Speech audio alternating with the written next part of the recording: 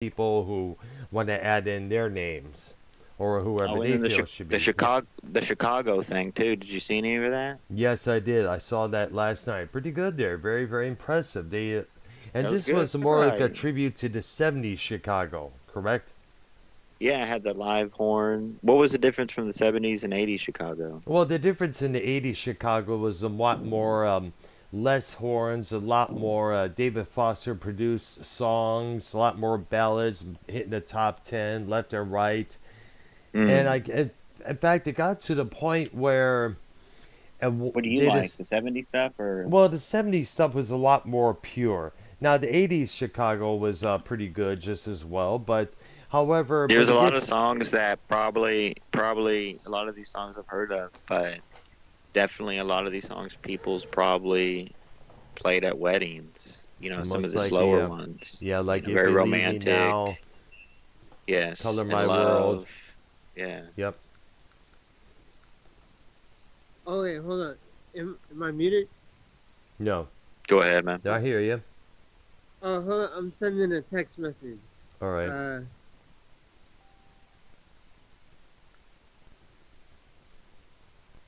And uh, okay, so and man, what's up with this? Anyways, I was going to talk about it. I mentioned this on one of the shows that we did with got it. Ark. Go ahead. You also I got to got the remember. list. You got to remember that. Okay, if you got the list, send it in the Skype chat. Okay, dude. Okay. All right, there. All So, right. because I want to read this, I was gonna. Here's the thing. The thing with the '80s Chicago was mostly about ballads. Record company pushing ballads, ballads, ballads, power ballads. Left or right, whether it's "Look Away," "You're the Inspiration." Just say You you know love what? me. It was Yes. it was pretty power bad. Like the electric guitar.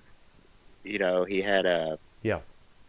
It was a Strat, a Fender Strat. Hmm. Um, but he had pure, real pedals.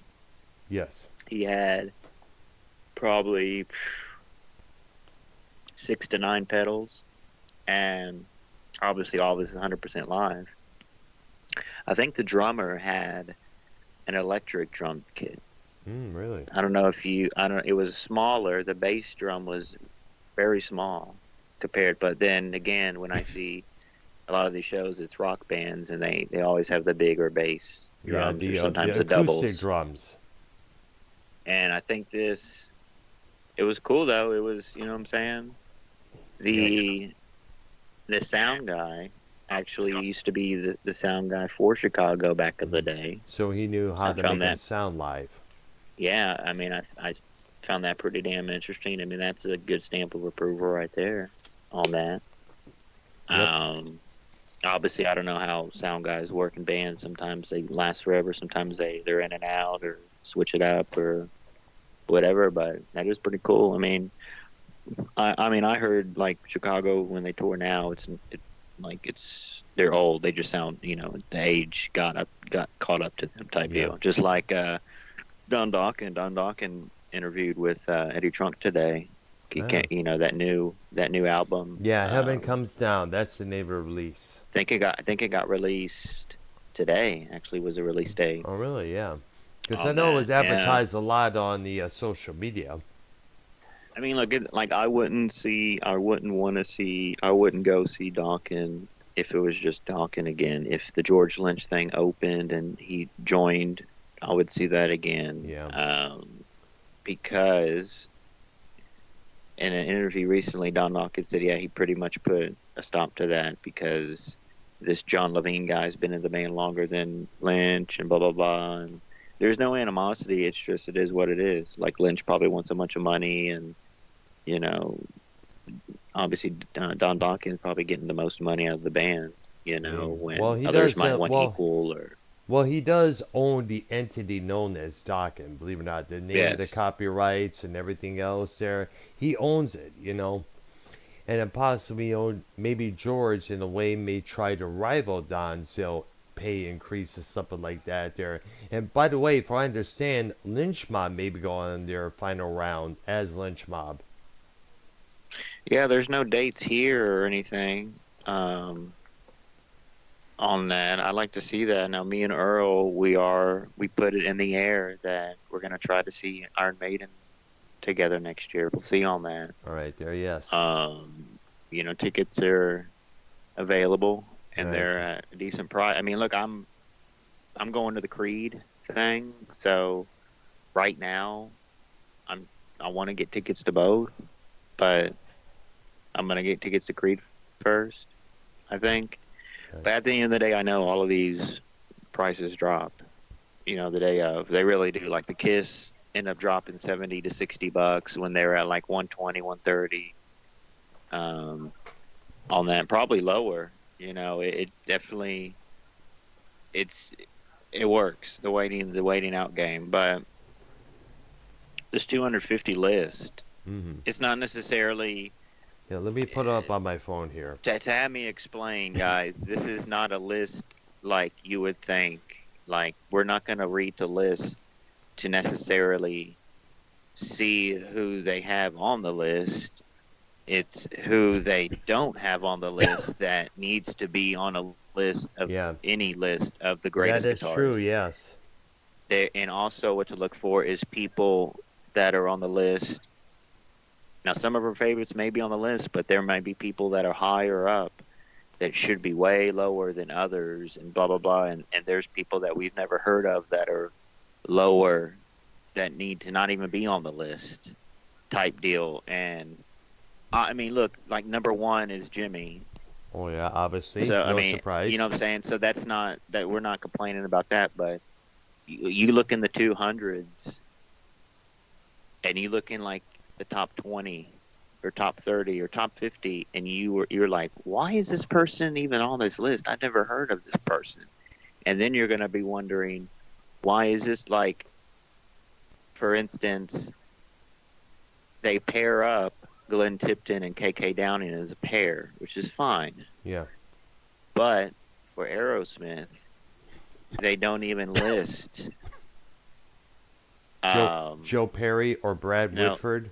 They don't even list Brad Whitford, which Really? Brad Whitford plays is the more Rhythm. he's the more better guitarist, people say on that. Yeah, the limelight in the image is Joe Perry and Tyler. It's always been for years, those two guys. But really, the better, and people say this, the better guitarist, the better, just brought more to the table musically was Whitford guys. Believe it or not. I mean, yeah, Joe Perry's a rock god, blah blah blah, but like on the technical standpoint, and who really produced more? Because the whole band was, but really like Perry and Joe Perry and Steven Tyler were on major drugs in the 70s, guys. Oh, yeah. And they were known to not be the best live. Yes. Concerts Don't in the forget, 70s, even Steven Tyler even admitted that him and Joe were considered the toxic twins because of all the drugs they were doing at that time. Which, obviously Steven Tyler's going through stuff. He had a headline today about 17 and all that stuff. I mean, that's going to be the new thing, Brown, with these cancellation cultures is these rock stars from the 60s, 70s, 80s, these women coming out of nowhere and saying, hey, he did this to me back in 1975. I know, exactly. They did that with Twiggy Ramirez from Marilyn Manson, some bass player from a band called Jack Off Jill. She said that Twiggy Ramirez, took advantage of her sexually, and that resulted in Twiggy being booted from Manson's band for quite some time.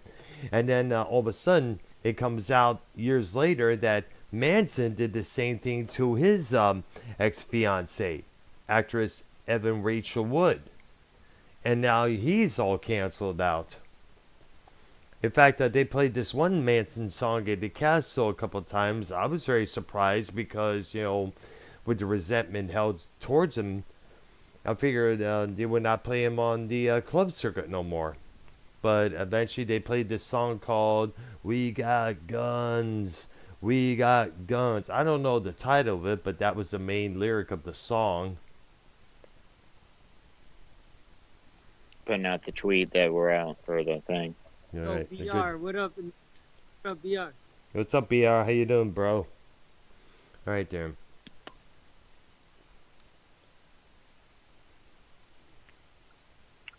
Oh, okay, I got the list. All right, go ahead. And I guess I got the list up to myself, and it starts with one. Starts with 250 all the way down to number 1. Yeah. Right there.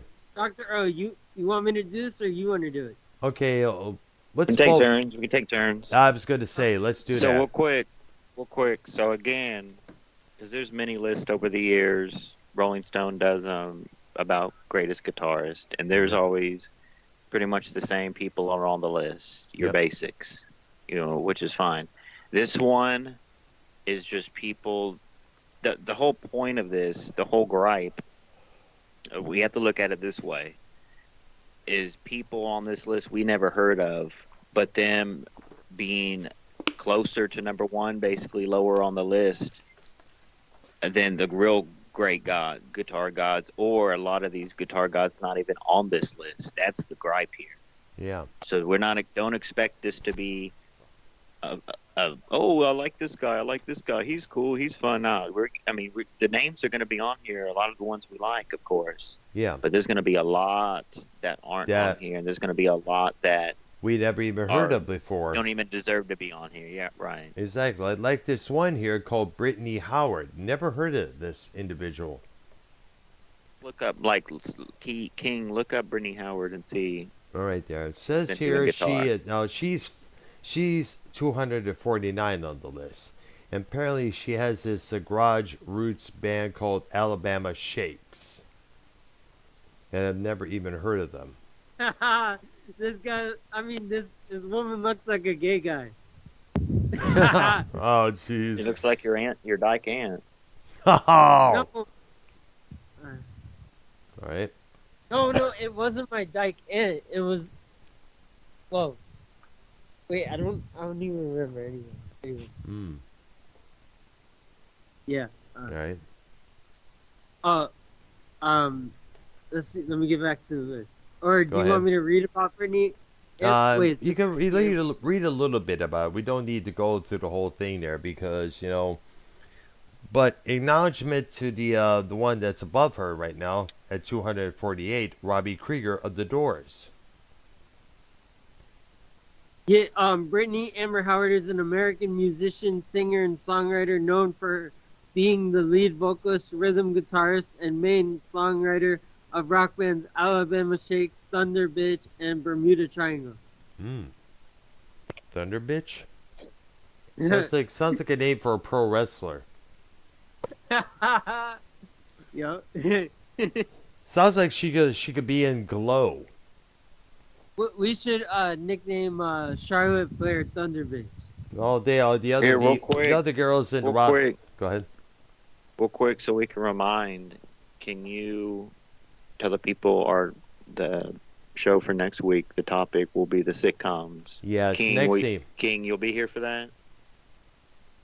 For the sitcom show. Yep. Yes, that's right, people. We need you for that, man. Yeah, we all three of us spoke prior to going live minutes ago. Wait, but I'm not even. I never really watched sitcoms.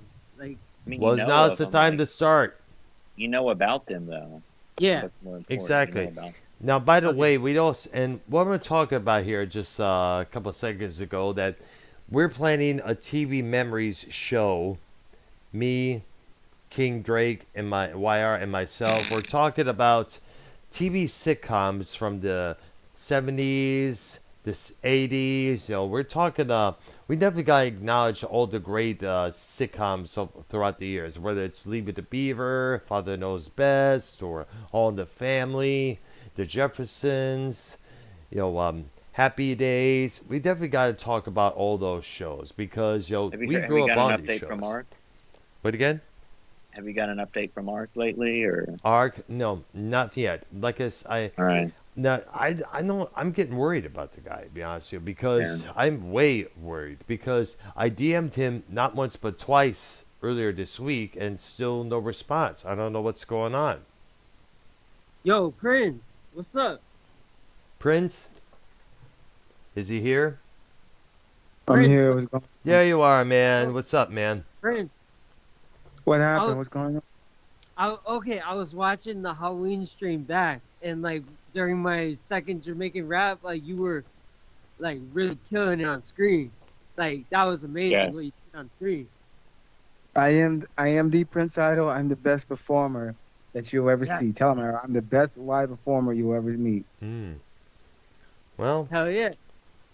Earl tell me- knows that. tell Earl, you, Earl has tell you what. Let's see. Well, I'll tell you what. Let's see. Let's get you into a male strip joint and see all the girls' panties get wet. Oh, Earl, no.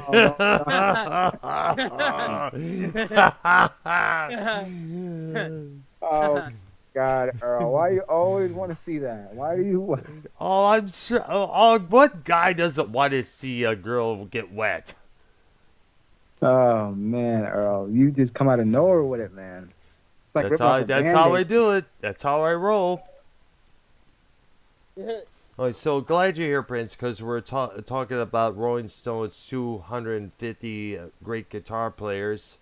We just got a few down there, and need to add your Well, contributions tell to the Prince. list. Tell Prince it's not like obviously Prince. You know, throughout the years, there's been many people that made greatest guitar lists. This isn't one that necessarily. We're not. We're They not. have it out of.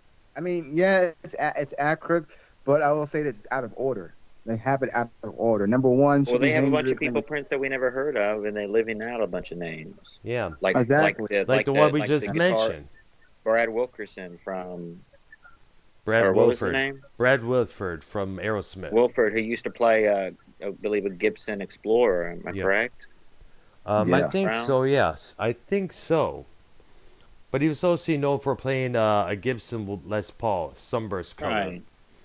And also, let's not forget this. He did a project with Derek St. Holmes, who used to be with Ted Nugent. And they had a project called Whitford St. Holmes. They released one album. I think it may have been in 1979, 1980, if I remember. But that was Yo. about it. YR Prince, out of all the Drake photos to pick Yeah. from, what do you think of the one I picked? Or I can't see it, so I see it. It won't change. It's Wait, fine. Wait, time out. Does he have Time out. a beard? Okay. Time out. Hello. Wait. How do we go into guitar talk into Drake? What does Drake have to do with anything? We're talking about Because guitar.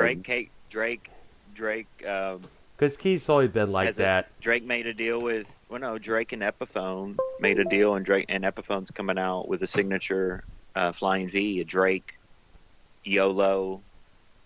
Not YOLO. What was his thing, Keen? Was it YOLO? You only live once? Yeah, it's yellow, yeah.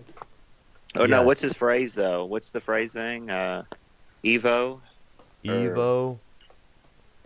I don't know. I don't know. When did Hyper. Drake? When did? Hell yeah, for real? When oh did? yeah, hell yeah. Well, I- hold I- up. Does Drake play guitar? No. Explain this whole thing about Epithone making the Flying V. Well, because he's changing like Machine Gun Kelly. He's moving into like punk rock. Oh no! I'm just kidding, bro. Come on. If that were to happen, please. No, but on Oh, a yeah, serious note, look on the Rock News, there was it was someone that is coming out with an Epiphone Flying V that usually plays Gibsons. A couple artists who usually play Gibsons come out with Epiphone signature models, which Epiphone is just as good, like Ray Brown. Yeah, it's just a the division lower- of Gibson.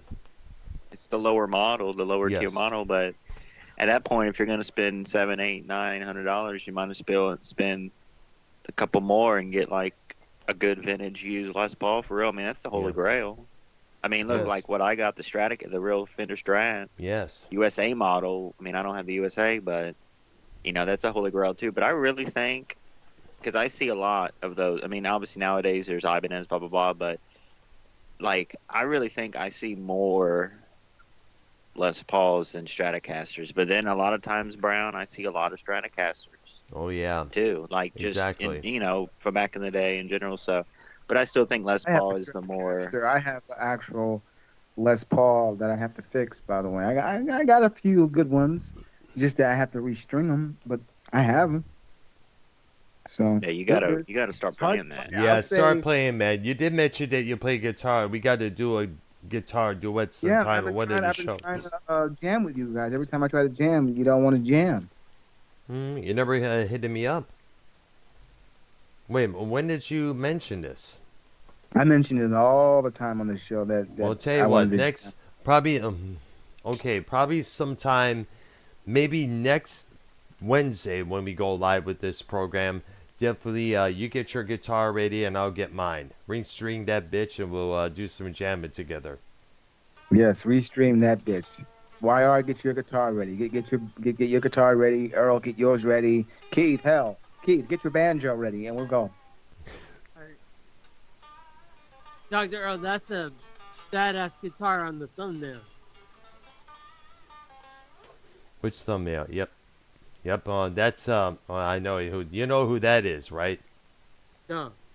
Zach Wild. Wait, Keith doesn't have a guitar like we do. He has a banjo. Really? I Nah, never I seen him used to play play the damn drums. thing.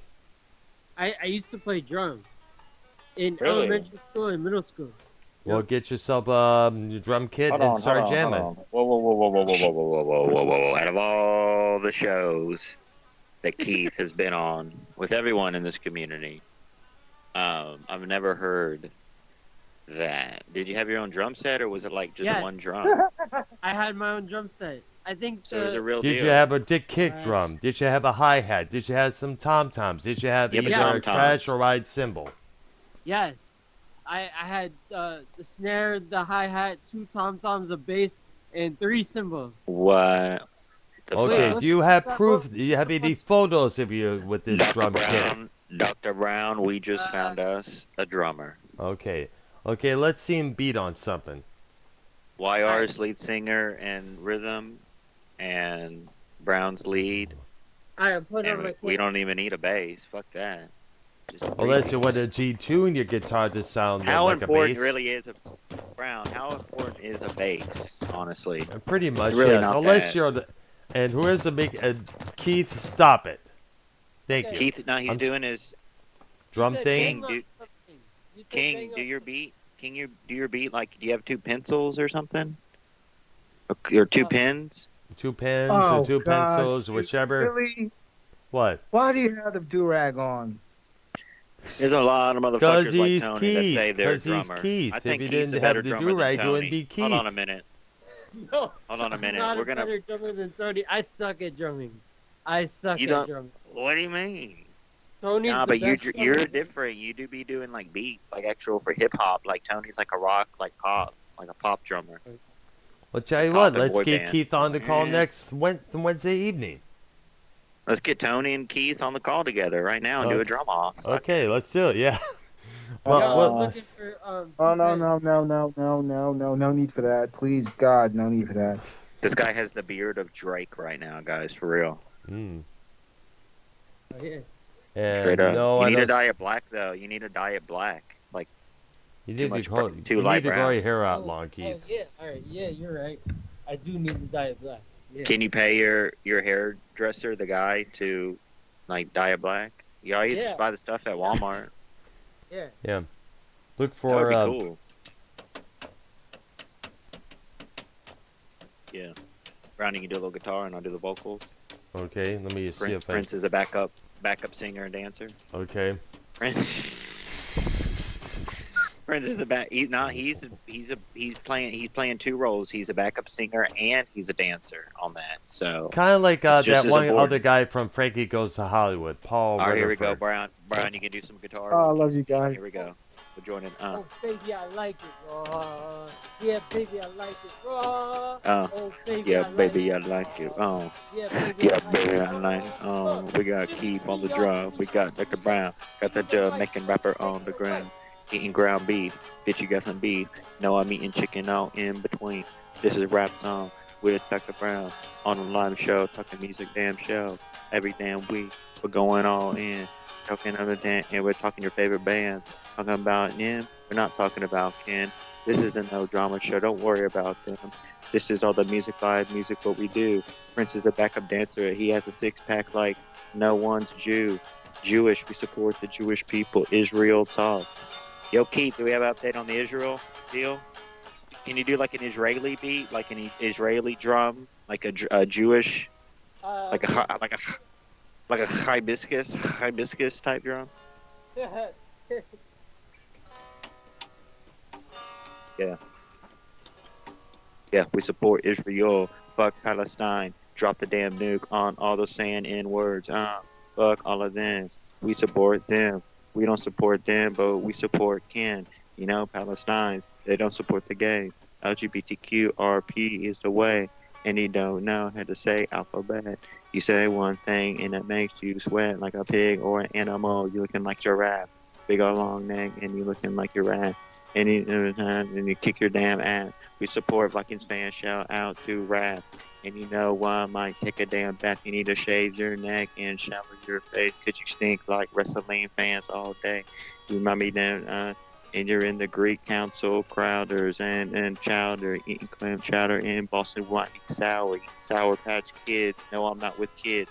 You know what I'm saying? I'm not Keith with the Heat, but you know Miami Heat. I throw the ball like your feet. Rap like I'm Drake. Call me damn Jake Bars. I don't have a car, but I know how to ride a bike real far and come kill you and your whole family. All right, that's pretty good, guys. All right. Thank you. So, in second grade, my mom said, "What would you like to play a music instrument?" I said, "Yeah." She said, "Which?" She said, "Which ones?" I said, "How about the drums?" I said, "The drums," and I started. She was supportive. What? Supportive. Yeah, she was supportive. Yeah. She bought you a drum set. Yeah. Yes. I had drum lessons, but in the drum lessons, like I got distracted. I didn't learn a lot in the drum lessons.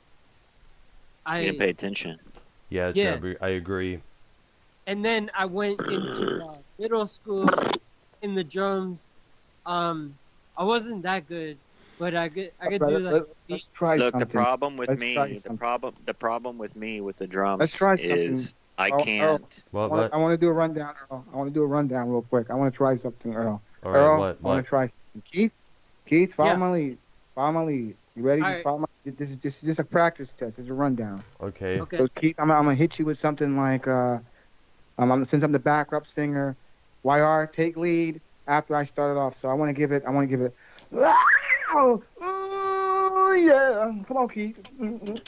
Keith, the drummer. Come on, Keith. You can play those drums, Keith. You are the community drummer. You on the YR program with Earl, Brian, and me. Let's keep the balance. Yeah, I said keep the balance. I said keep the balance. Keith, the father, the drummer of the band. How we do, Earl? How was that? Pretty good. Yo, so at the end of middle school, at the end of 8th grade, my band teacher said, "Yo, if you don't want to go in the marching band, quit band now." So I quit. And then I played drums like one day a week, and then I like unscrewed everything one day because I was like, I want to be a DJ. One thing, I just will say this, not calling YR out. Earl and Yeah. Keith know, YR, you may know. If you're going to be the lead singer, you got to have those screams. You got to have those screeches. You know what I mean, Earl? You got to have those screeches. Yeah. In there. You got to put that scream in there. I know. That metal scream. Like what Zach Wild does on his solo. Yes. I see. So I know when what you're say, talking can't about. just- can't Yes. just say Keith the barber in the song. You got to put the Keith the barber. So you got to put that in there. Mhm. Yeah. All right. That's There. very important. All right there. So See, back this- to this the is why list. YR made me the understudy lead singer. See, I don't have to be on stage. I can be behind the curtain. So when YR goes to the high screech, I can go, Keith. Yes. Kind of like Milli Vanilli. Right there. Yes. Yeah. Brown, you know the narrative on Milli Vanilli, like everyone was like shitting on them. They'll and think Oh, they yeah. lost a career, but it's really the producers Or- and people that made that idea of Milli Vanilli because they could Exactly. really It's sing. kind of funny. After all, I gotta say this. There's a new documentary on Milli Paramount Vanilli. Plus about that whole Better thing. It yet. just came out. Yeah, it just Yeah. came out, guys. It was great. I You watched know it. how the it other really day, the works whole thing. sometimes, Really was good. Brown? What? When being an understudy, you see on the live performance, yeah, I can be backstage singing, and Y artist goes out there and he dances and performs. But in the studio, I'll just sing all the songs. When we record in the studio, I'll sing all the songs. Live performance, I'll be backstage singing all the songs. That's usually how they do it. That's how they fake it. I know. So here's the thing I want to know. With all the people lip syncing on all these TikTok clips, isn't it time that we owe Milli Vanilli their due? Oh, please. Yeah, that's why this Think about documentary it there. came out. Man. Yeah, Brown. That's why this documentary came out, bro. It's Milli Vanilli- exposing the whole. It's exposing the whole thing that like it wasn't their idea. It was this dude who produced it. Yeah, and Frank made up the whole Farian, idea and the said, producer. "Yeah, Frank. God, Brown, you know everything." Damn For straight. real. Okay, You so already know back that. yeah, I heard about the whole thing and when it all blew up back then. This was about 1990. Like, seriously, what was the whole point of Milli Vanilli if it wasn't a real thing? What was the whole point of it? Make money. Dr. That's about it. The companies love All right, to Dr. make Brown, how money. about this one? All right. Dr. Brown, how about this one? Who was the first? And he was a black man, Prince. Who was the first? God. And no, this is a good attribute for your people. Who was the first guy to? And this is a hard one, Brown, but you should know this. All right. Who was the first person to basically incorporate the electric guitar as a lead instrument? Basically, make Jimmy. electric like. Les No, Paul? way before that. Nah, it was this. Look him up, Charles Christian. This is back in like the 30s, 40s, jazz era. He was like the first to make the electric guitar the lead instrument. Basically, it was I either see. that or like actually not invent it as a thing, but like make it, popularize it basically on stage and everything.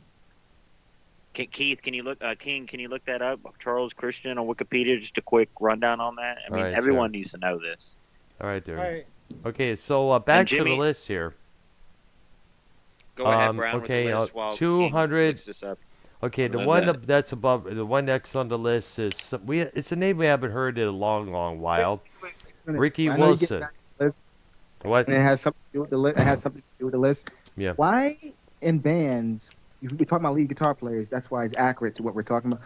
Why the hell in a rock band do you need a lead guitar player when usually the lead singer is usually the lead guitar player as well? I'm confused. What the fuck you need a lead guitar player? when the Not lead singer- always. Not always. Well, some Not can't always. play. Some people can't play an instrument worth shit, but some people can sing very tremendously. Type Well, deal. there's remember the new metal period. There were no solos in their songs. Korn, Limp Bizkit, Deftones. Some of those bands didn't have any solos in any of their tunes.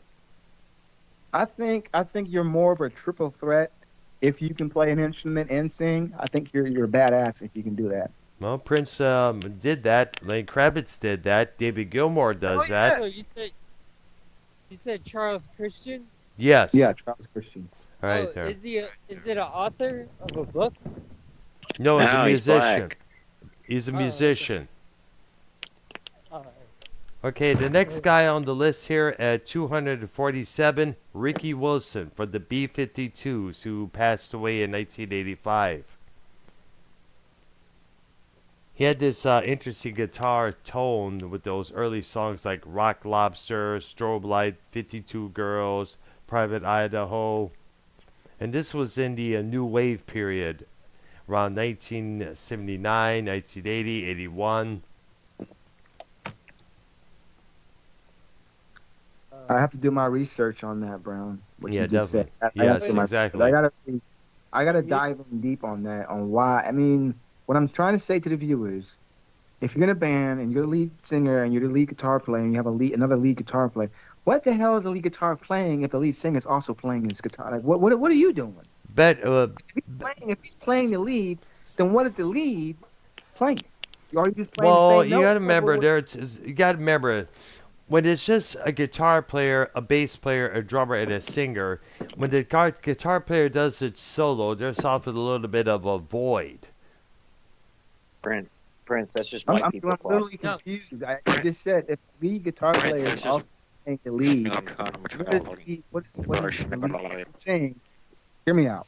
If the lead White singer is people playing the lead, what does the lead guitar player do if the lead singer is already doing that? Because it's called white people problems, Prince. You wouldn't understand. Well, sometimes the other guitar player can do some solos just as well. They King, trade licks got- together. Yeah, I got it.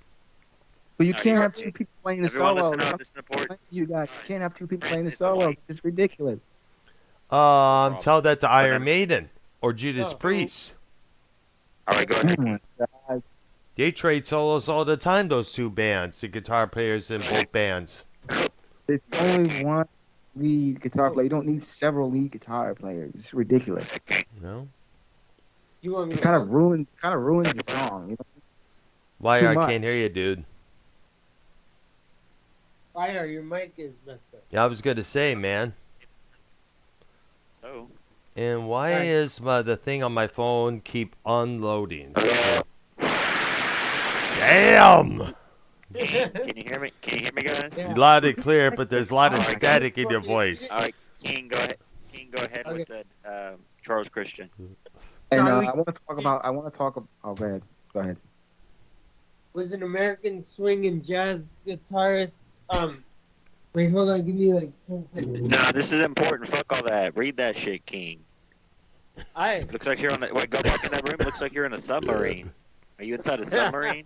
Look at that. I don't know. Let's see. Like the piping on the wall and stuff. Look. Look, this guy's in a submarine. Look at that piping on the wall. What is that? Exactly. I know. It's like a basement or something like that. Nice.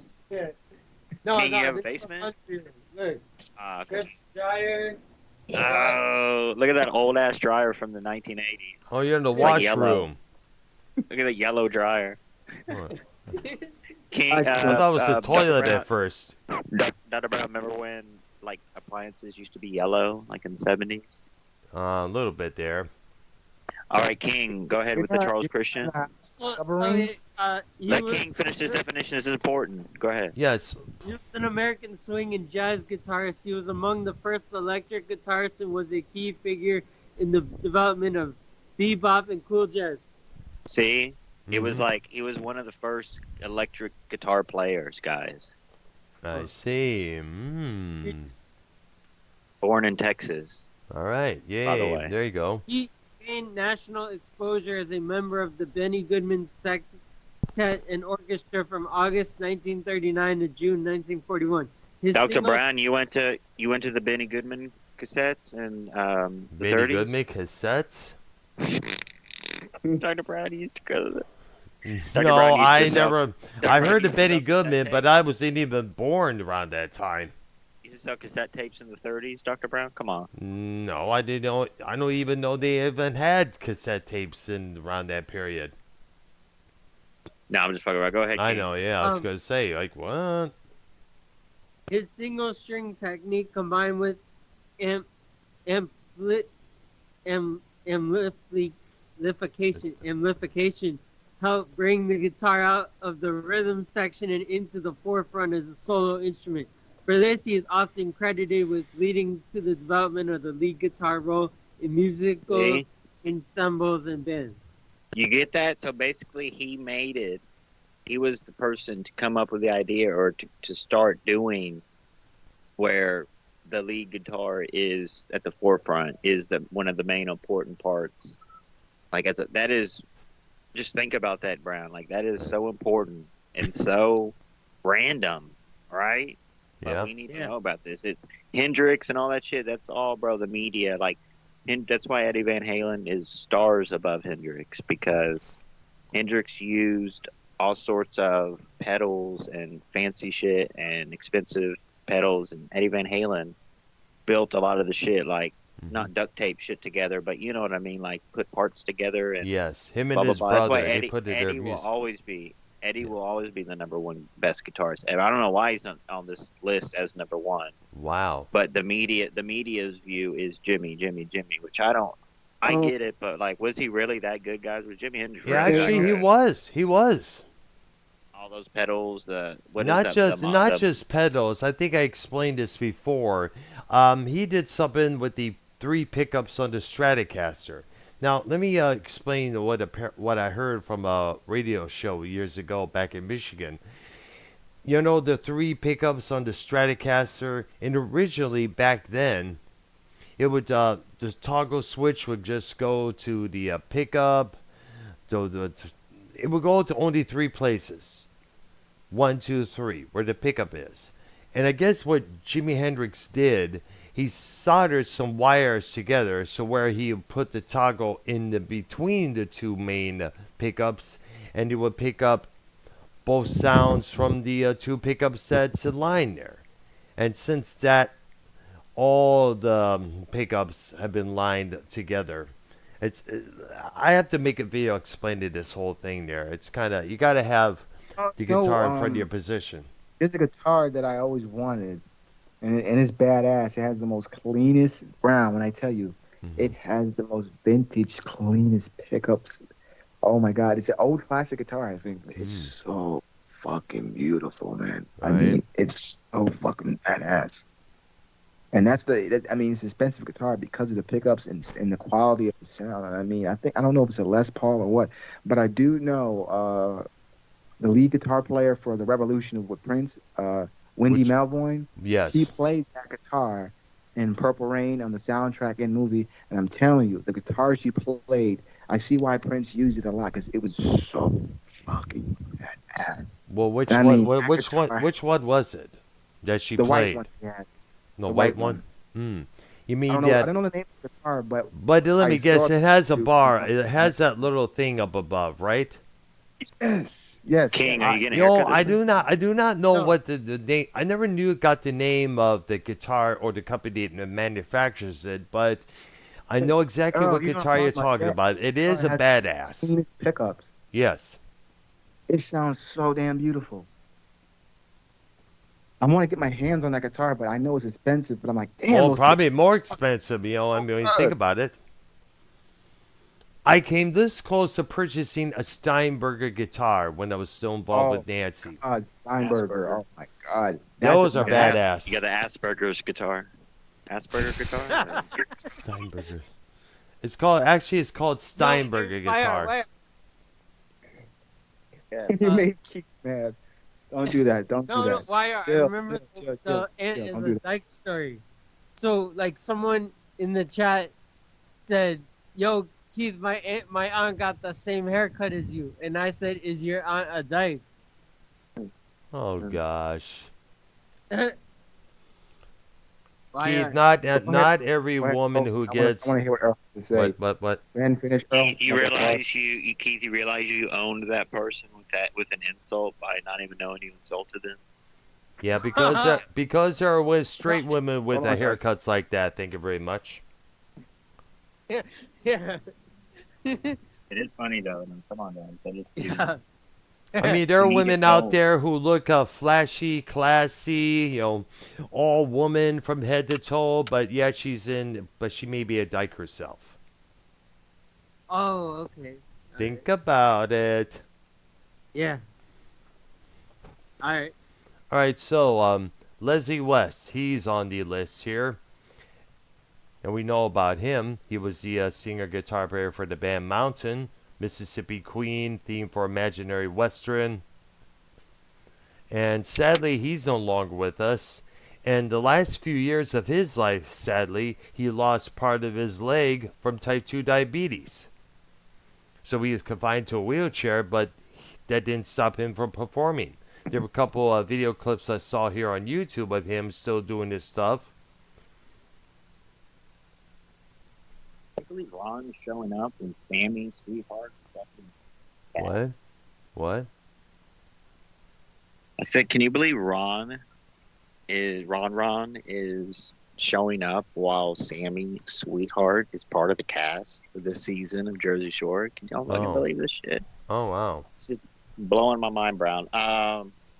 Listen, let's go down the list. All right, yeah, we're doing that right now. I just mentioned one. Dr. Honey, can we have? Give me the 20, the top 20s. Okay, let me go around here because there's a lot here. Okay, there's me a couple minutes here. It's 215. What the hell? My name is Dr. Necrophilia, and you're watching please. the Wire Pro. Nah. What the hell? How many people do we got here? Damn, they got some guitar players. We got a long way to go before we get to the top 20. And we got this Brown, guy did here, you Gary see that? Diaperman Scheider.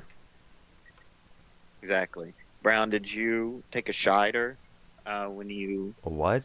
a hard stool Scheider or a soft stool Scheider? Take a big Scheider. Jeez, dude, you always ask that question to everybody. My name is Dr. Scheider, and my name is Dr. Necrophiliac on the weekends. Oh, no, I'm just kidding. Go on. Okay. Go ahead, guys. Okay, damn. I'm gonna try Hold this. me back, Dr. Brown. What's up? Okay. Okay, so hold up. Kill you with my electricity. No. And this thing popped up in the middle of the screen here. It says shop the best, the new hits. No thank you. I'm trying to exit the bitch out, but it's not going to allow, but it's not allowing me. Keith, you still got the list up for you, man? Yeah. Okay, so try to go to the top 20 if you can, because there's a lot of pages you have to go through to get to the main 20. Okay. It's going to take a while, believe me. I tried to do it on my phone. It keeps Xing out saying gotta press to reload the page. And I tried to do it on my computer minutes ago, and something popped up saying... Go ahead. Number 20 right now. Okay, good. Yeah. Stevie Ray Magnum. What? Stevie Ray Magnum? Magnum. Exactly. Stevie Ray Vaughan. Let's realize who's not in the. No, is it Magnum or is it Vaughn? Vaughans. Stevie Ray Vaughan. Should be in the top 10, in my opinion. So. Yeah. Yeah. All right. Number 19 is Freddie King. Who? Freddie King. Freddie King? Yeah. I don't think is he a blues player? Let's see. I'm reading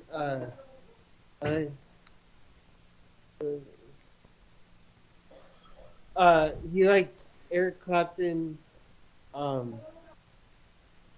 Shared it. He also likes fellow British guitar heroes Peter Green, Jeff Beck, and Mike Taylor. Yeah, but what's this guy? Is it Albert King or Freddie King? Freddie King. Freddie King. Okay, because I know there's an Albert King that's out there. Well, there's a king on the call right now. Yeah. Yeah. Yeah, but what is he about? What records does he play on? What singles did he put out? I don't know. Jumping out the gym by the Migos. Nah, I'm just kidding. Yeah, I know that song. It is a real song, guys. Got the fish scale jumping out the bowl. Got the fish jumping out the bowl. 18 is Tom Morello. Tom Morello, okay. Yeah. Well, give him his credit. He's extremely left, we all know that, but give him his due. Tom Morello. Yeah. Number 19. Number 17, Mother Maybelle Carter. Exactly. Who the fuck is that? Some old hag. What? I'm just looking at her picture. Well, read about her. All right. Maybelle Carter did not invent her signature guitar style, known eventually to the world as the Carter scratch out of thin air. She fully credited the Roots pioneer Leslie Riddle with teaching her the distinct finger-picking style. But she did, however, on the series of singles with the Carter family, help popularize the style around the world on songs like Will the Circle Be Unbroken, Wildwood Flower, and Bury Me Under the Weeping Willow. Carter's playing which she began as a 13-year-old, transformed the guitar from simple rhythm strumming into an instrument that could play melody, rhythm, and bass simultaneously, making her perhaps the most emulated guitar player of all time. As singer-songwriter and one of the thousands of disciples, Courtney Morale Andrews said in 2019, "When I started playing, I didn't have nobody to play with me," she once explained. "So that's how I developed this style." JB. Okay. Feature Wildwood Flower, Bury Me Under the Weeping Willow. Go ahead. Okay. All right. And who follows her? Oh, Robert Johnson. Oh, there you go. That's a name that's well recognizable. Yeah. Some say he may have been the original Devil's Child because apparently he wrote about 29 songs, and there was one, the final one was, I guess, never got recorded, for what I understand. And the legend has that he met up with apparently the devil at some crossroads, sold his soul for fame and fortune, and died eruptively too young. Oh, yeah, definitely. Yep. Exactly. Yeah, that's what it looks like in the picture. Yes, exactly. I mean, like, you may remember the movie Crossroads with Ralph Macchio and what's his name, Joe something there, Joe Seneca. I never heard of the movie. I never heard of that movie, but I know. Look the song for it, Crossroads. definitely. Look for it. Steve Vai makes an appearance in towards the end of that movie. Him and Macchio did like a guitar duel together. Oh, what's the name of the movie? Crossroads, Okay. yes, 1986. Ralph Macchio and Joe Seneca.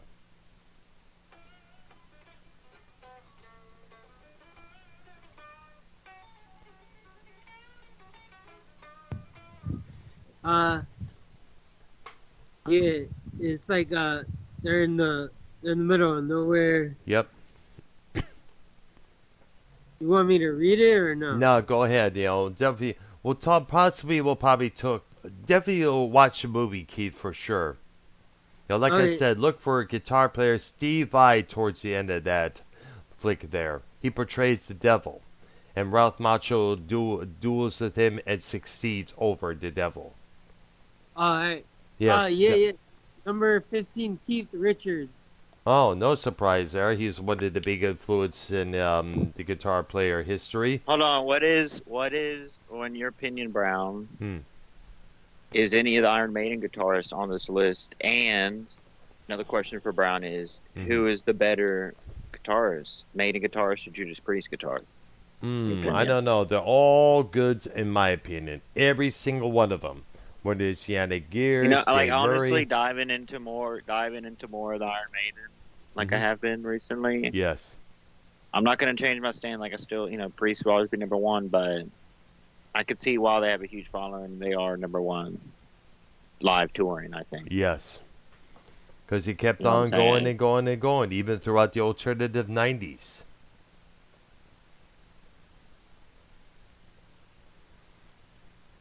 But All right, King. Who's go ahead. Number 15, King. Go ahead. Oh, that was number Look 15. look over that list. See if you can find any Iron Maiden guitarists on that round. Yeah, If you but, seem to find them, let me know. yeah, but the thing, okay, I'll have to do open the tab up once again and go through all sorts of hell. It would be better if they were just solicit all together without going to the article, but unfortunately, you had to go through all the. Damn. King. Yeah. You want me Who's to number read it? 15? Number No. 15 is Keith Richards. Oh yeah. Number 4. Are you related to him? King, are you related to Keith Richards? All right. No. I know Ark used to joke about him saying that he apparently died, but nobody was able to tell him. Was he in the Rolling Stones? Yeah, he's still with the Rolling Stones. Oh, okay. Okay. Yes. Cool. Number Me 14. and Dr. Brown are going to the Rolling Stones concert next year. Did And you if- see that one year on New Year's Eve on ABC New Year's Eve night? The Struts, they did Jumping Jack Flash. I think it was like 2019 The on New Struts? Year's Eve. Yeah, Hmm. yeah, you know the Struts? No. What? Oh, they're an alternative rock band. Yeah, They're- it's kind of like they're the Rolling pop band Stones. now. Yeah, but they're all trying Like to a be newer like the band. Rolling Stones if they think about it there. Ah, but Oh. he's good though. It's good. Hmm. Yeah, but they actually performed a Rolling Stones song on New Year's Eve, Jumping know. Jack Flash. Yeah? Yeah, I like it was really good. I liked it. So Prince is number 14. Number 13, Tony Iommi. Oh, yeah, there you Really? go. One of my 13. influences. He From should be Black- in the top 10, guys. Please. I know, because man's an icon. He lost the two tips of his middle fingers on his right hand, and he was able to come up with a new unique guitar playing style, and that would later become heavy metal. Have you guys ever heard of the Jubilees? The Jubilees? Yeah, they're a group from the 1940s, and like this one guy, they performed like live on TV. There was this one guy who did Oh, a yeah. rap. It was like, cause the song was about the song was called Noah's Ark. It was about Hmm. Noah building an ark and all the animals. And Uh-huh. there was this one guy, and he started rapping in the middle of the song. It's like the first rap ever. Mm. Okay, let me see here. Nuno Bendicourt from the band Extreme. He is at 197. That's good there. Glad to hear. Because Oh, he yeah, has been known as a good shredder. Number 12 is Jimmy Nolan. Jimmy who? Jimmy Nolan. Never heard of this guy. Number 11. Oh, we all know this one. Carlos Santana. Oh yeah, Ah. no surprise. Oh yeah, here's these two guys. They're in the same number, 194. Brian Robinson and Scott Gorham from Thin Lizzy.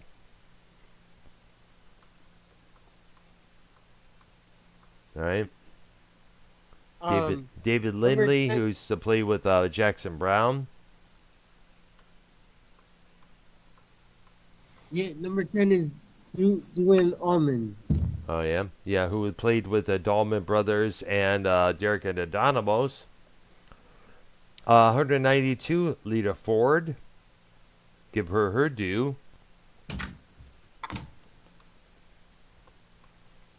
And where did Prince go? Did Prince leave again? I think. Oh. I think he passed. Let's see. Yeah, he left. Oh, Probably- jeez, dude. Dead. I'm just kidding. Oops. Oh. Uh-oh. Number 9, Joni Mitchell. Joni Mitchell. She's more like Now- a strumming guitar player, other than a leader, other lead Yeah, guitarist. There's a rap song about Joni Mitchell. Mm. Came out in the 90s. All right. I think it's by the Roots, or it features the Roots. Go down It's to the like- list. Keith, go further down the list to see if Roy Clark is included. Okay. Because this man, though he is not a metal guitarist, he is one absolute shredder. Believe me. And look him up on YouTube if any of his guitar playing. I'm at number 5. Oh, the screen's loading. I know, I hate that when that happens. Oh, what's her name again? What's her name? No, it's Wait, his name? Roy Clark. Oh, okay. No, I haven't seen it yet. Oh man, definitely look for him. Alright, I'm almost at number 3. No, not number 3. Not number 2. Not number 1. All right. Mike Campbell from the from Tom Petty and Heartbreakers is at number 80. 180, I meant. My bad. Let's see. Number 8 is BB King. Oh yeah, blues legend, no doubt about that. Number 7, voting Nile Rodgers. Oh yeah. What? Yeah, he played with the disco group Chic. He later produced Duran Duran. And he's number 7 on the top 250 greatest guitarists of all time. He's number 7. Yeah. Wow. Excuse me. Where's Slash from Guns N' Roses on this list? Is he on the list? I think he is. But he's high up. He's not number 1 or 6. Go in the 50s. Keep going below 50. I think he's in the top 50. Okay. Roy Okay. Gallagher, the Irish blues guitarist, he's at 175.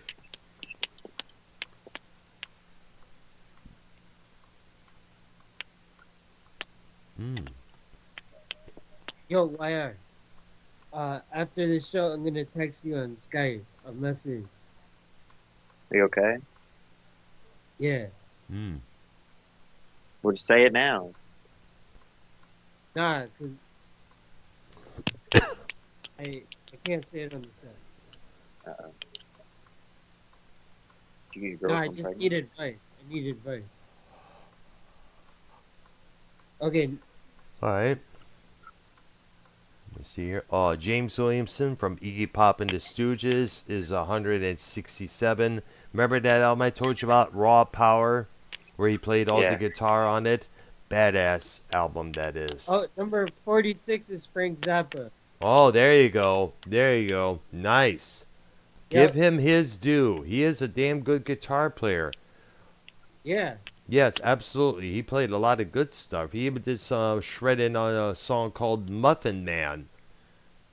Had a few of his records. Keith. King. Yeah. Can you see the Muffin Man, the Muffin Man, the Muffin? Oh.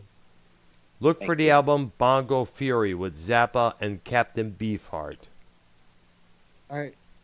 And the last track is called Muffin Man, where he does a badass solo. He also does a badass solo on I'm the Slime. All right. See, Brown, when you put the title of what we're talking about in the title, we have more viewers. Mm-hmm. Yep. Double. Really is serious. Yep. Growing, guys. Rolling Stones list of the top guitarists. You should put 250 in that. So Right there. people know Well, it's I the did it recent because artist. I didn't know which lists we were going to be going for, because I didn't know if this was current or last year or whichever there. Take that risk, you know? Yep. I'm at number 30 so far, no Slash. Number 29, no Slash so far.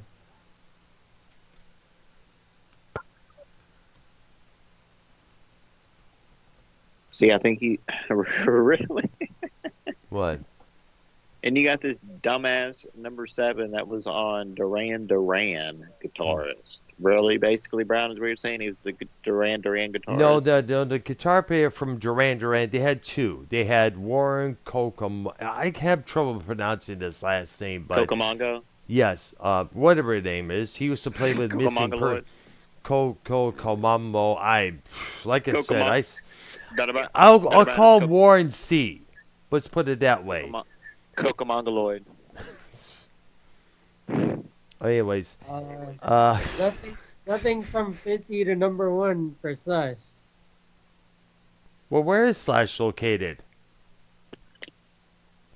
I don't know. Let's see here. Johnny Winter, he's at 166. Dave Davies on the Kings, 164. Okay. Let's see here. Let me keep going. Oh yeah, Kim and Kelly Deal from the Breeders, Kim Deal, also from the Pixies as well. As like, I get it, like, but I don't get it, like. John Lennon, 959. One of the great rhythm guitar players out there.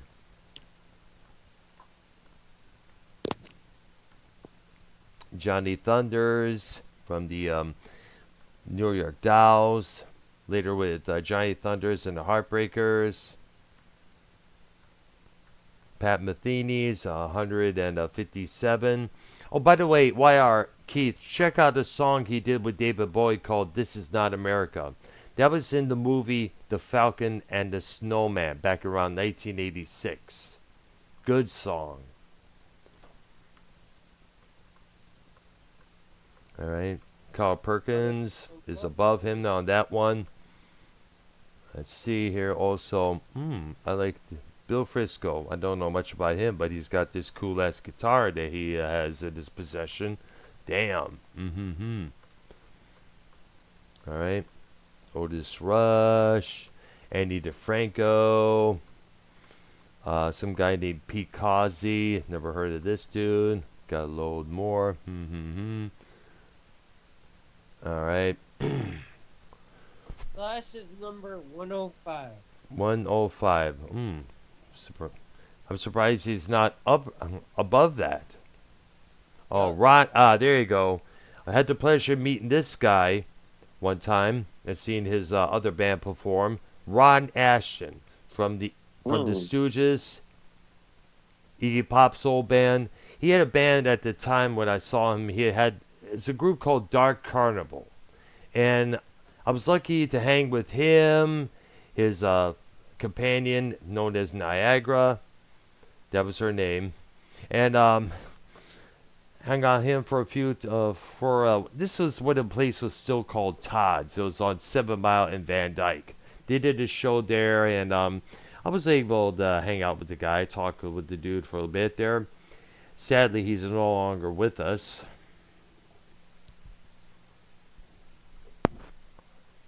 He's based out of Ann Arbor, Michigan. Good old Detroit native there. All right. Let's see if we go on. Ike Turner. You know, this probably be the only time he gets any recognition for his musical contributions, other than the physical abuse he laid upon his ex-wife Tina. In fact, he even says here, Guitarist. yes, exactly. It's possible to think of the Ike Turner these days without focusing on the horrific physical abuse he inflicted on Tina Turner during their long marriage. He was a terrible, terrible person. On strictly musical terms, however, he was a visionary. In 1951, years before Chuck Berry, Little Richard, and Elvis Presley came onto the scene, Turner played loud, distorted electric guitar on Rocket 88, an R&B song credited to Jackie Brenston and his Delta Cats. As candidates for rock and roll's Big Bang moment go, Rocket 88 is up there. In the years that followed, Turner honed his chops on the blues circuit, helped craft classics like Nutbush City Limits, famously hotwired CCR's Proud Mary, and influenced every other rock pioneer who followed in his wake. You know, it's interesting. And you know what? Whoever wrote that piece was dead set on. It's hard to focus on his musical talents, knowing that what he did to his wife at the time, Tina. Oh yeah, Mike Bloomfield. I've heard of this guy a few times in the past. He's no longer with us, unfortunately. Let's see here. Dickie Betts from the Allman Brothers is included. He's at 145. All right. Let's see here. I'm never going through the list down here for those who don't know these people here, unfortunately. Blah, blah, blah. Let's see. Stephen Stills is 140. Let me look down the list here. YR, check your Skype. What? YR, check your Skype. Liz Fair is 137. Oh yeah, Joe Perry, he is at 136. There you go, Wire. Okay, and Roger McQuinn is at 135. Remember the guy who pioneered the electric 12-string guitar on all those songs by the Byrds? Bob Mould from Husker Du, he's 134. Robert Cray, a blues guitar player, he's a notch above him at 133. Okay, Nils Lofgren, who later played with Neil Young and Bruce Springsteen's E Street Band, he's 132. Oh yeah, there you go, Wire. 131, Dimebag Darrell. Oh, Right. he's on the list? Yes, he is. 131. King, I didn't get that. Whatever you sent. What'd you say? What key? Again. 'Cause King. I deleted it and then I sent it again. Well, I Alright. still didn't get it when you resent it. No, I didn't hear no beep indicating it sent it's it. not. I think he sent No. it to your personal Skype account, Wire. Yeah. Yeah. And it would be possible to hear it on this end here. You have to go to your. It would probably show up on your phone, maybe, Wire. What do you mean? I didn't get that. If he sent it, I would have gotten it. King. No, but it says your last seen 43 minutes ago on your Skype. Wait a minute, there's someone in here in this Skype chat here. Let me look for it. Let's see here. What number is slash on the 223 top? Or just resend the question, King. All right, there. Wait, resend it to where? What's in this Skype chat? We'll just say it on the show. Okay, let me go to it. Let me Alright, click on the link here. But King, it's okay. It is okay, King. Oh, you read it? Yeah. Okay, Okay. let me find it here. Alright.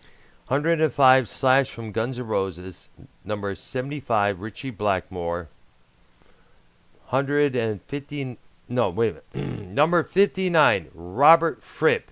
There's my boy. Number 25 John Frusciante for the Hot Chili Peppers. Interesting there.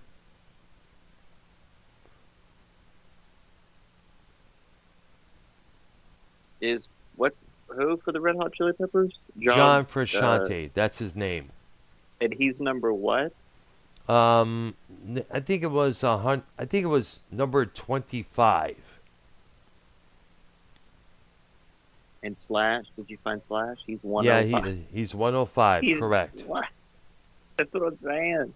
Is John Frusciante Oh for yeah, the Red Hot Chili John Peppers really better than Frusciante, Slash? yes. 75 is Richie Blackmore. And we know him pretty well.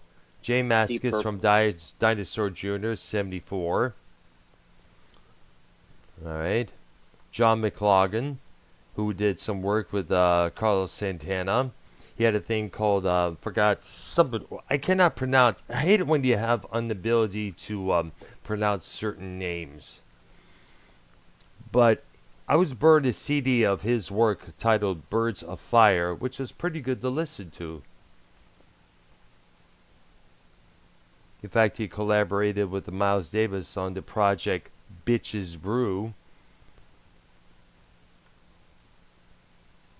Okay.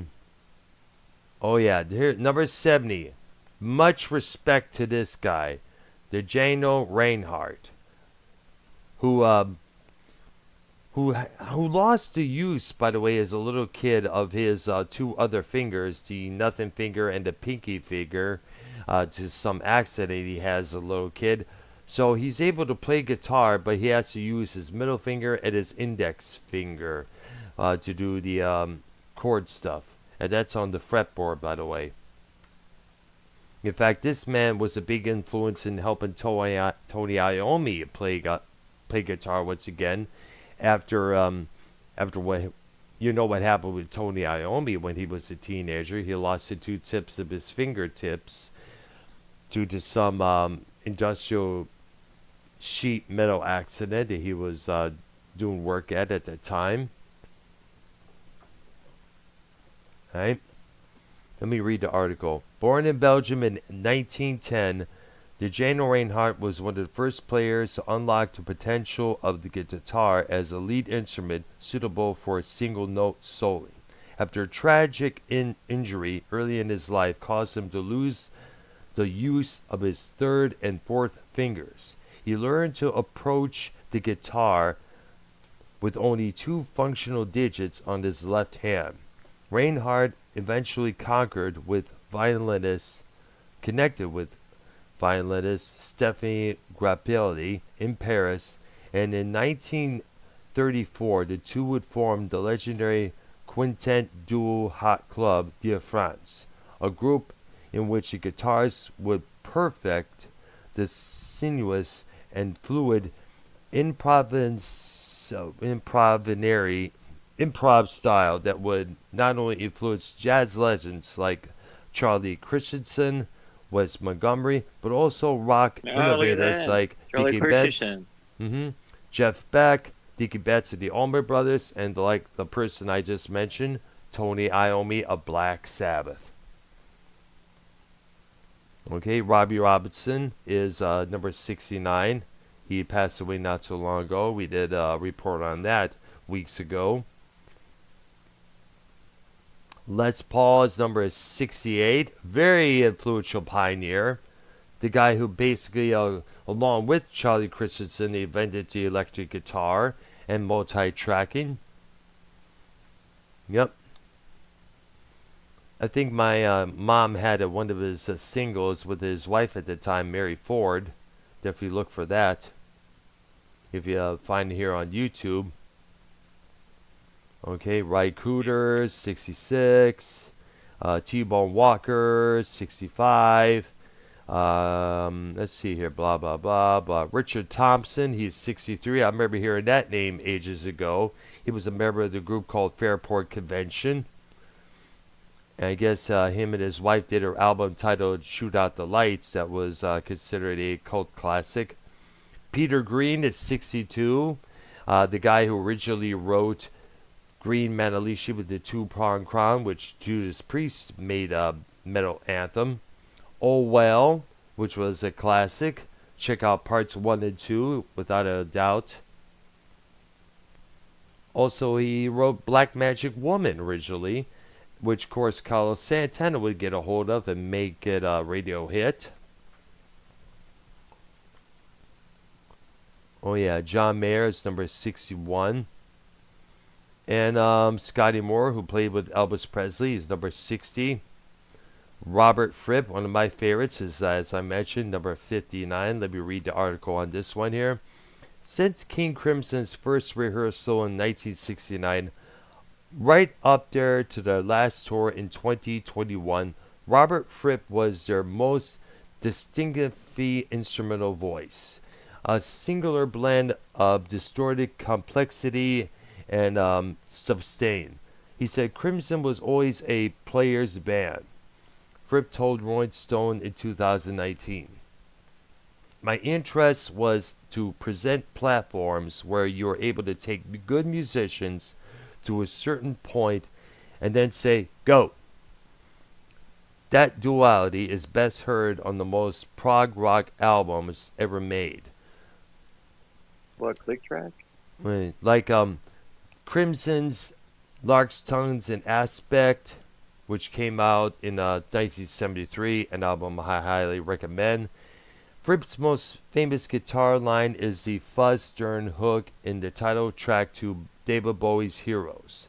Fripp would start up, quote, without even knowing the chord sequence, according to the producer Brian Eno. And adding that Fripp's work on the 1977 Bowie album was all first takes. And this man also pioneered a thing called Frippertronics, which is, I guess, you'll have to look up, see what it is. It's very interesting the thing that he did with that. So definitely look it up for sure. YR. He also worked with Daryl Hall and John Oates fame. He also worked with Andy Summers of the Police on 2 albums. He worked with David Sylvain on a couple albums. You know, he's like when the one of the big reasons why I started picking up the guitar once again around later in 1980, because I stopped for a couple years and just carried on from there. And it also has a thing called guitar soundscape. You ask about the soundscape. I know Mars did that on Jacob's show. I got the term soundscape from this guy, Robert Fripp, because he had these devices where you play your guitar and it would sound like a synthesizer.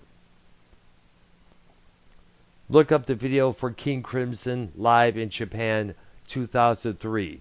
He opens Crimson's set with a soundscape piece there, which is unbelievable. Yep. All right. Alex Lifeson of Rush is number 58. Oh yeah, Thorsten Moore and Lee Randando from. Why would John? What was it from? Chili Peppers. What? John Frankenstein. John Frusciante. John Frusciante. Why would he be so low? Mm. And who you just mentioned just now? Robert Fripp. Robert Fripp. Yes. Why is John Frusciante lower than Robert Fripp? No. Alex Lifeson. Why is Alex Lifeson so high on the list and John Frusciante? Well, Alex Lifeson's been around for many, many years. Many years. And Frusciante didn't become big time until he joined the Chili Peppers in '88, after their original guitar player died.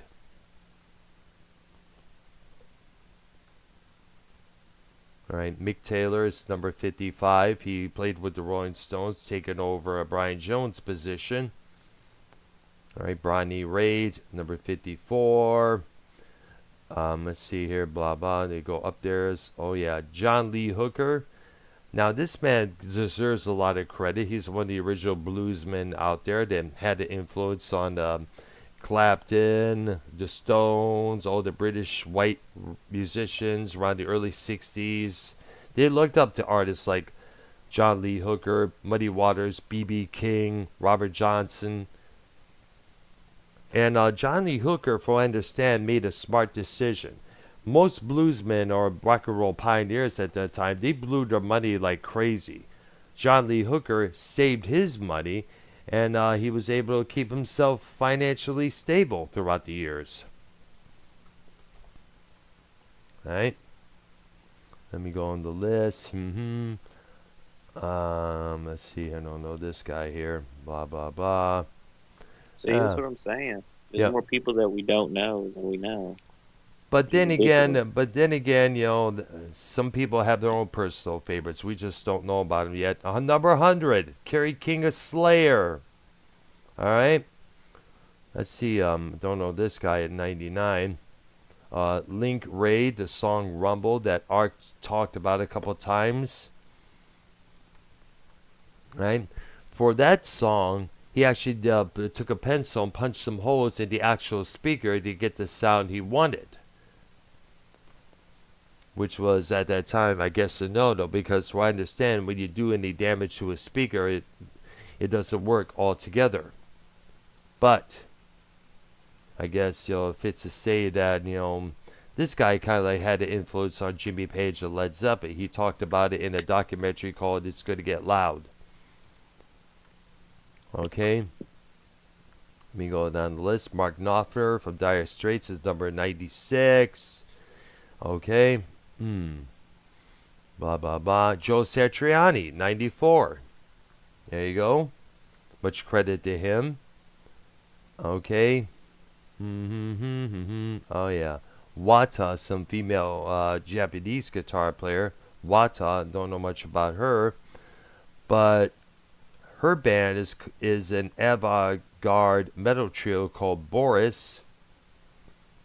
I understand. Got to check that out sometime soon. Oh yeah.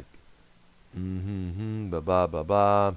Don't know these two guys' names. Lou Reed for the Velvet Underground and his collaboration with David Bowie. Bowie produced one of his albums, Transformer.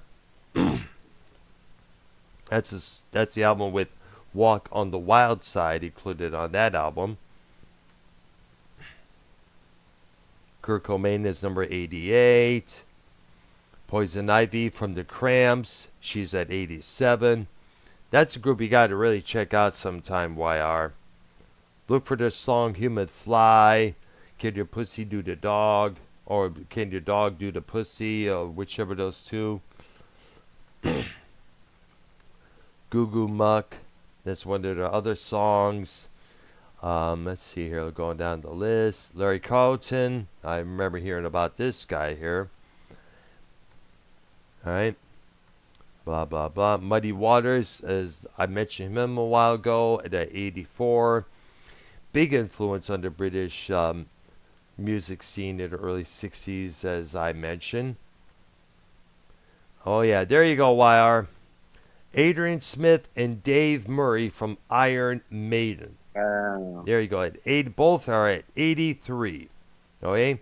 Here's what it says. Iron Maiden's secret weapons have always had speed and harmony. Techniques pioneered by guitarists Dave Murray and Dennis Stratton, who was the original guitar player on the self-titled first album, and later performed by Murray and Adrian Smith, beginning with 81's Killers, and the band's classic 80s albums like Number of the Beast, Power Slave, Somewhere in Time, Live After Death, which I recommend. The Seventh Son of a Seventh Son, which is a concept album, by the way. The duel commands the band's galloping riffs with rare intensity, taking breaks only to indulge in their own unique solos. Smooth, creamy leads for Murray and cutting blues licks for Smith. It's a combo that defines beloved songs like The Trooper, Run to the Hills, Aces High. Since 1999, the guitar lineup has been a trio with Smith, Murray, and Yannick Gears, adding to the harmonies and the power of Maiden. Definitely. Wes Montgomery is number 84. Don't know this guy here. Derek Trucks. Game. Go ahead. Yeah. You want a vodka drink? No. All right. Number 80 is Brown, Derek Trucks. What? Brown, you want a vodka drink? About what kind of drink? Vodka. Hmm. Mark Jersey Shore, and they're like asking for vodka drinks. Oh, yeah. Oh, no surprise. You always did a lot of drinking on that program. Okay, Derek Trucks is at number 80. Ernie Isley from the Isley Brothers is number 79. Charlie Christensen, the man you just mentioned, YR, a while ago, number 78. Yep, he's higher there. Willie Nelson, 77. Joan Jett is number 76, way above Leader Ford. Richie Blackmore is 75, another influence of mine. Let's see, Jay Mascis. I went down these guys here, blah, blah, blah. Let me go down the list here. Some bitch, dude. Alright. Okay, 50 to 20, blah, blah, blah. I'll give you a few minutes, folks. Alright, there. Elmore James, I heard of this guy a couple times. PJ Harvey, I saw her perform live one time back in St. Andrews Hall in 1993. Okay, Curtis Mayfield. Oh yeah, he was a member of the Impressions years before. He would strike it big with the soundtrack of the Superfly movie, directed by Gordon Parks Jr., one of them black exploitation movies. I remember having the original vinyl format of that album, and I guess that album got reissued recently. The Edge from U2 is number 47. Frank Zappa, 46. Well, I already talked about him. Steve Cropper from Booker T and the MGs, 45. 44. The late great Johnny Ramone. All right. With Ramones was another influence of mine just as well. All right, there. Let's go up there. Vernon Reed from Living Colors, number 42. And of course, Bo Diddley is number 41. You know, and I don't know who makes it that rectangle shaped guitar he plays, but when I first saw that guitar, I thought that's badass. That's unique when you think about it. There, I think it may have been Gretsch, the guitar company that makes that guitar. Roadrunner, the song Bo Diddley, Who Do You Love? Those are his signature songs. Who do you love? Who do you love? Look for his version and George Thorogood's version just as well. Fire, you know YG? Yes. Yeah, he has that song with Drake. It's like, who do you love? Dun, dun. Well, this is the different style. Chet Atkins, who was an influence on Mark Knopfler. Did they sample the real song though? King? I don't know. I'll look it up on Google. Okay, in the meantime, Chet Atkins is at 39. Oh, yeah, 38. Malcolm and Agnes Young from AC/DC. Rest in peace to Malcolm, who is no longer with us since 2017. And also credit to Stephen Young for filling in the position of Malcolm just as well. And Pete Townsend is number 37. One of the guys, the pioneers, smashing his guitar. Let's see here, blah, blah, blah. Eric Clapton It was is... sampled by Robert Forte, Robert Forte Players Club. That's what it samples. All right. The rap song.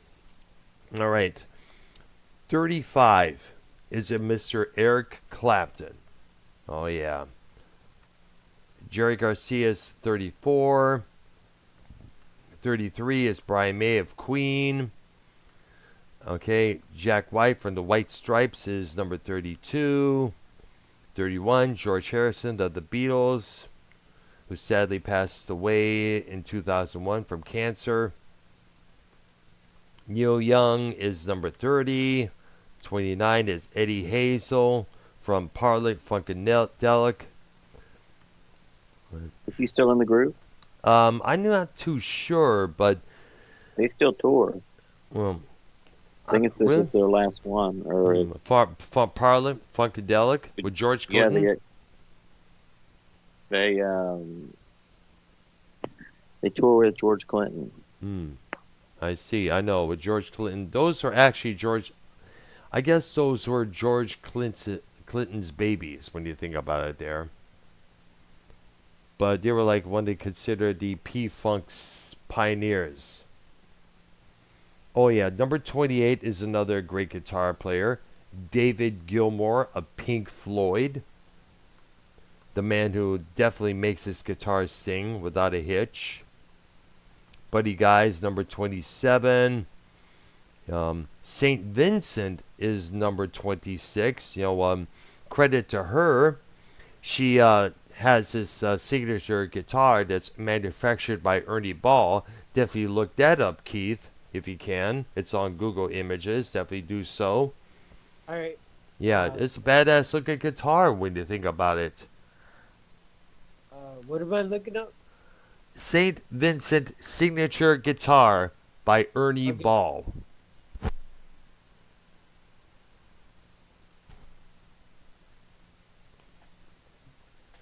All right. Oh yeah, it is a badass guitar. It is definitely. She did help. It's a signature guitar, and it's manufactured by Ernie Ball. Is there a bunch of different ones? Well, there's different colors. There's one that just came out not too long ago with an upside down neck. Oh, okay. Yeah, there's like, yeah, there's a bunch of them. Yeah, absolutely, there. Yep. Sweet looking. They are definitely. And St. Vincent herself is a sweet looking lady when you think about it with the outfits that she wears on stage. All right. Her real name is Anne Clark, and she's influenced. She's influenced by Adrian Belew and Robert Fripp of King Crimson. You know, she likes her recordings. She excuse me. She has won a Grammy. She layers her recordings with arresting guitar tones, colors, voicings, harmonies, and effects rather than treating the compositions as a showcase for her considerable six-string chops. Mm-hmm. Dr. Rhodes. Yeah. You know, it'd be cool, like, if like you could, like, we're talking about St. Vincent collection, and you have the woman here on Google, but if you had her on stage if you had her on the screen while you were talking about her, that would have been cool. Well, either way, it doesn't matter who we have on the thumbnail there. If you're talking about the thumbnail that I have right now in the that's the original Blizzard of Oz lineup I have. Blizzard of Oz was not just an album, it was also a band. Okay. Oh, yeah. Yep, look that up for sure. Blizzard of Oz band. Alright. And John Frusciante, who I mentioned a while ago, was at number 25. James Burden is at 24. King or Yeah. Brown, do you have a urinary tract infection? No. Why do you? Thank you. Oh, yes. There you go. We were talking about Metallica last night. You were talking about Metallica a while ago. Hetfield and Hammett are at number 23. All right. Oh, wow. Albert King, a blues guitar legend, he's at 22. Randy Rhoads is at 21. Nice. And his career was so short. 20. Stevie Ray Vaughan. Freddie King is at number 19, as I mentioned. Tom Morello is number 18. Mother Maybelle Carter, she's at number 17. Okay. Robert Johnson, 16. Keith Richards, 15. Prince is number 14. 13. The Master of Metal, Tony Iommi. Jimmy Lawrence at 12. Carlos Santana's at number 11. All right, Dwayne Allman's at number 10. Joni Mitchell is at number 19. B.B. King's number 8. Now Rogers. Go ahead. What? This Wizard of Oz band looks like they get paid in peanuts. The what? The Wizard of Oz band. Blizzard of Oz. Alright. That's the name. Yeah, it's Blizzard of Oz. Okay. Let's see. Okay, Nile Rodgers, who was with the band Chic. Remember the song I Need Your Love, Love Freak, Disco Classics. He later produced Duran Duran, worked with a bunch of major artists, including David Bowie as well. All right. Were the Blizzard of Oz satanic? No. Oh, okay. No. Were they the opposite of satanic? No. Well, they were not. Any evil that Ozzy Osbourne sang, whether it's with his solo career or with Black Sabbath, was against evil than for it. Oh, okay. Exactly. Oh, yeah. Sister Rosella Tharpe is at number 6. Jeff Beck, rest in peace, is at number 5. Yeah. King. King, it was Illuminati band. That band was a part of Illuminati, the Wizard of Oz band. Yep. Where's the Oz? What? Wizard of Oz. It was a Blizzard? part of the Illuminati. Yes. What? Wait a minute. Ozzy, Randy, Bob, and Lee. King, look that up real quick. If they say I anything. doubt it. I doubt it very much. Dr. Brown getting all offensive. Come on, man. No, you know but they were it's part of the. Yeah. Eddie Van Halen's at number 4. You should be at number 1. Jimmy Page is at number 3. No surprise. He's one of the top reasons why guitar. It's kind of funny, Jimmy Page, according to Eddie Trunk, was not a big fan of heavy metal. But even though he's considered one of the influences behind all the heavy metal guitar players throughout the 70s and 80s. When you think about it. It doesn't say anything about the Illuminati. Mm-hmm. Good, then we're not part of it. Number 2, Chuck Berry. Definitely another rock and roll pioneer.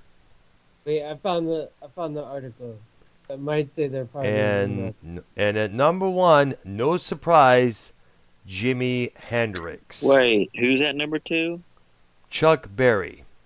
Man, get the fuck out of here with that No, shit. I'm serious. He was like, hey, he influenced the Beatles. He influenced the Rolling Stones. He had a unique guitar playing.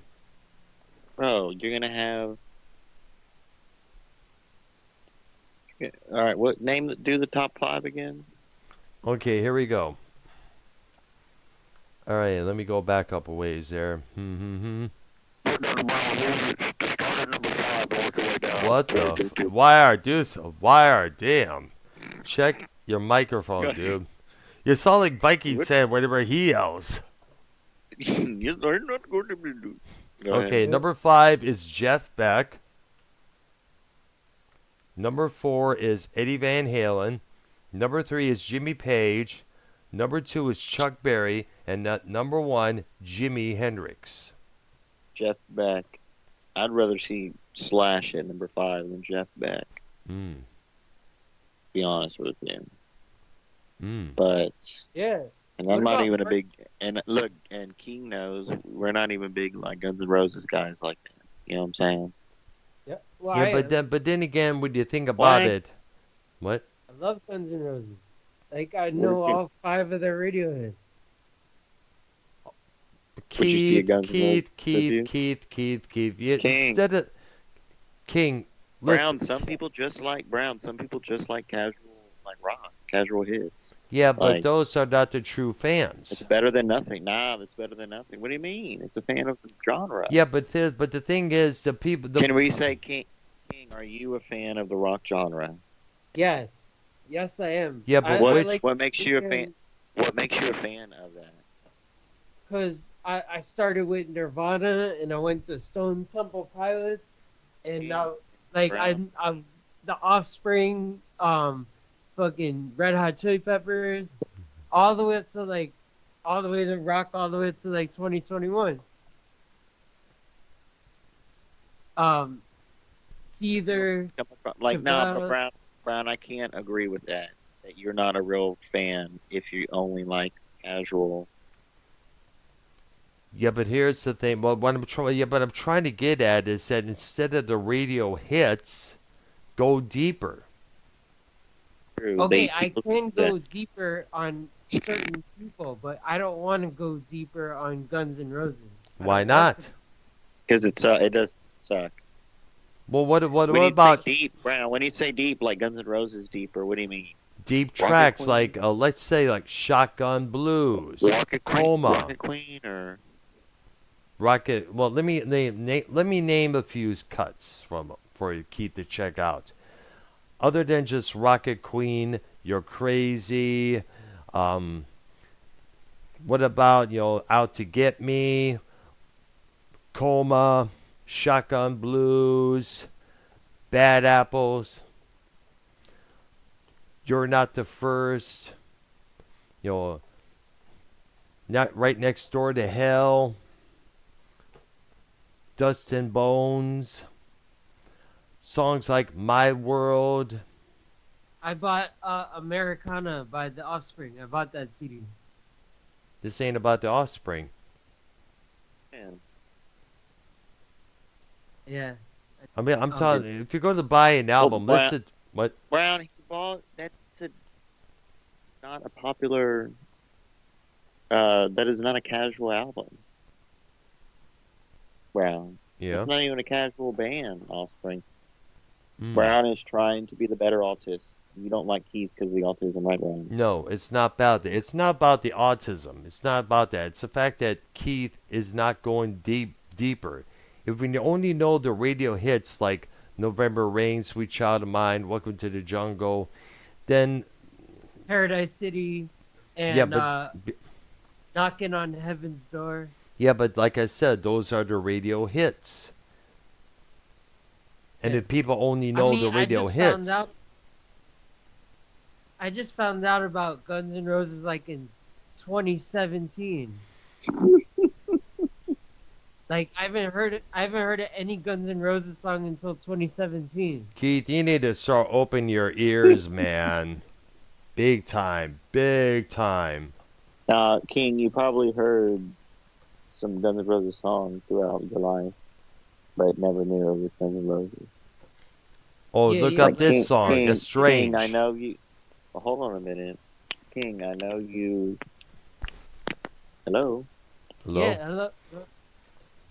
I know you've heard in the 2000s when Grand Theft Auto Vice City, the video game, came out, the commercials, advertising, and they had, I believe it was that or San Andreas, one of the Grand Theft Autos, it was the commercials, and they were playing Welcome to the Jungle. Yep, Oh yeah, I I yes, remember that. Yes. Remember that? Yeah. And Yeah. obviously there's more examples of being familiar with Guns N' Roses, but for the general casual aspect, that was a big, big, big moment to incorporate Yeah. that song. And that's another thing, Brown. You think the more, which I think Guns N' Roses is way overplayed on the radio, Yeah.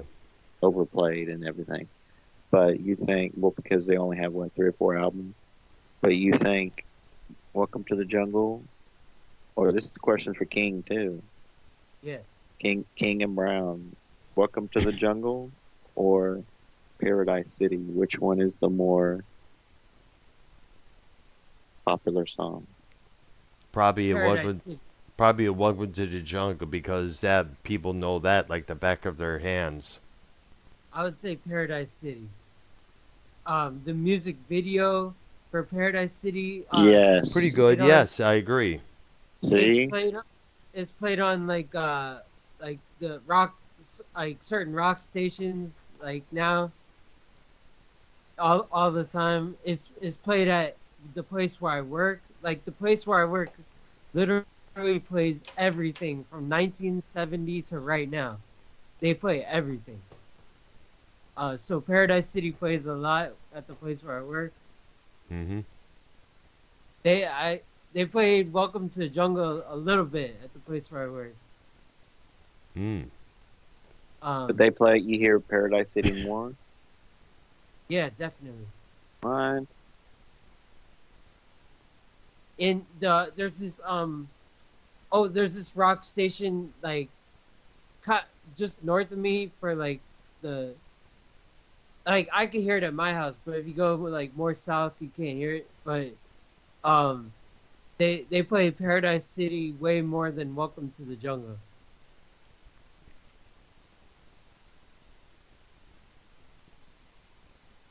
So I'd say Paradise City. Mm. Yeah, Oh, but let's not forget other radio stations out there. They always have. They usually play. Radio nowadays plays both equally, along with Sweet Child of Mine. Yeah. Oh yeah, the beach, the radio station, the beach. Yeah, they play Paradise City way more than Welcome to the Jungle. Mm. Yeah, but they play Sweet Child of Mine way more than Paradise City. I think Keen stumped you, Brown, on that. I think Paradise City is more popular / played more. Yeah. Well, that could be a difference. Which is more popular and which is more played more. For me, like I You know said what I mean? earlier, they're both played massively, very equally. Yeah, and I think "Sweet Child of Mine" like became a bigger hit now than it used to be in the '80s or '90s, Yeah. right? Well, if you're going to listen to Sweet Child of Mine, make sure it's a Guns N' Roses version and avoid Sheryl Crow's PDS version of that song. I never heard Choco's version. Be I'm not. thankful. I heard it one time and I was like, ah, give me a break. Yeah. Oh, Carrie Underwood did a little bit of Guns N' Roses in one of her songs. Oh yeah, I'm not surprised. She tried to I saw a clip of her trying to do Ace of Spades. Whoa. That's what Oh, I said. I never heard of that band. You never heard of Motorhead? Oh, I know Motorhead. Yeah. But Okay. have you heard Oh, Ace of Spades? There any of their songs? is that the No. one? I'm the game. Is that the one Triple H uses? No, that's a different song, Oh, okay. I only know the one that Triple H uses. which is the game. I am the game. I am the game. Time to play the game. Yeah, that's Oh, a yeah. Yeah, Oh yeah, yeah. Time to play. Yeah, time to play the game. Yeah. yes, exactly. That's the only Motorhead song I know. Oh, definitely.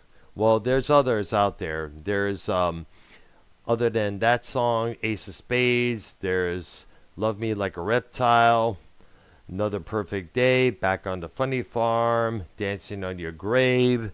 There's No Class. There's Stone Dead Forever, Bomber, the song Oh, I have a question. Overkill. Yeah.